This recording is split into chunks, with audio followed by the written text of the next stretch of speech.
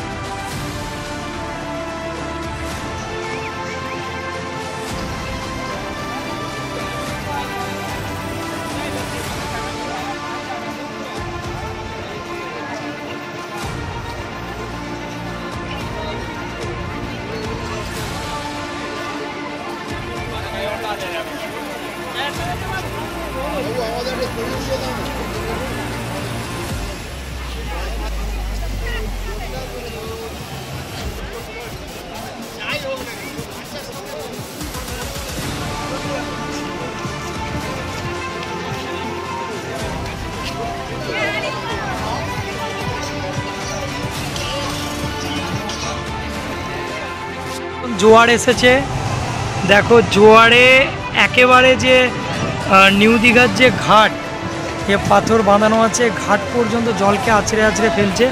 এই দেখো একটা ঢেউ আসছে, এই আছড়ে আছড়ে কেন ফেলছে দেখো, এদিকটা তাকালেই বুঝতে পারবে।